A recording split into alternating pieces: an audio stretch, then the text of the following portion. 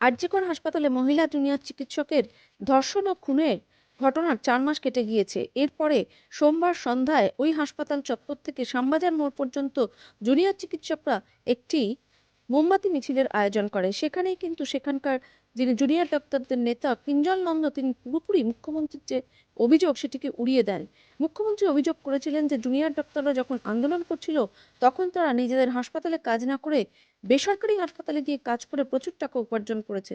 কিন্তু কিঞ্জল নন্দ সেই বিষয়টি পুরোপুরি নস্যাৎ করে দিয়ে বলেন যে সেই বিষয়টি একেবারেই অনভিপ্রেত যদি কেউ করে থাকে, কিন্তু তার প্রমাণও তিনি চেয়েছেন মুখ্যমন্ত্রীর কাছ থেকে।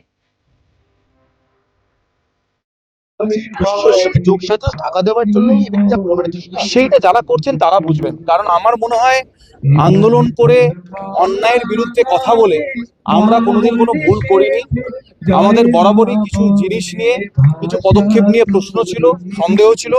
আমরা সেই সন্দেহগুলো তুলেছি, প্রশ্নগুলো তুলেছি এবং সেইগুলোর যথাযথ যতদিন না উত্তর পাচ্ছি, যতদিন না বিচার পাচ্ছি, আমাদেরই আন্দোলন চলবে।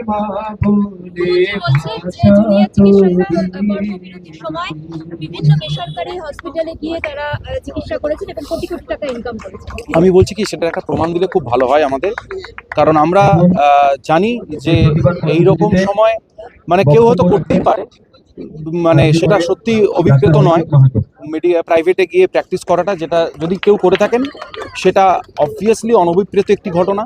কিন্তু উনি যে হিসেবটি বলছেন আমার মনে হয়নি সেটা মানে ঠিক, বা সেটা আরেকটু যদি তদন্ত করে বিস্তারিত জানানো হয় তাহলে ভালো হয়।